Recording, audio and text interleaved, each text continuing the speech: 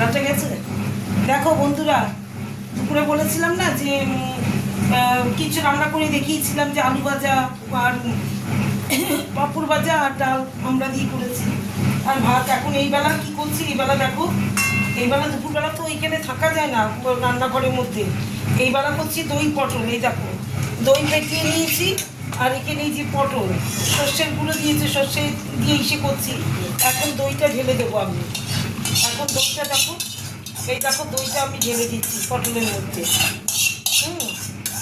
এখন হচ্ছে দই পটল রাতের মেনু। তাহলে রাতের মেনু আজকে এইবেলাও এখনও আমি ইসে ভেজেছি, পাঁপড় ভেজেছি, আর দই পটল আর তোমার টক ডাল, আর অল্প একটু আলু ভাজা আছে, সেটাও খাওয়া হয়ে যাবে। এখন রাত্রি 10:40 কি 45 হবে। তারপরে আমি এখন গপুকে খাওয়াবো, তারপর মানে খেতে দেবো, ঠাকুর পুজো দেবো। সন্ধ্যার থেকে এত দাদা দিদিরা, মা অসুস্থ বলে দাদা দিদিরা এত ফোন করে, তো অনেকক্ষণ ধরে ফোন করে, 1-1.5 ঘন্টা করে কিন্তু। এবার ফোন রিসিভ করতে করতে আমাদের রান্না খাওয়া দেরি হয়ে যায়, বুঝতে পেরেছো? এবার আয় মাসিমাও চলে যায় তার মধ্যে, তারপর সমস্ত কাজ করে থাকে মার এখানে।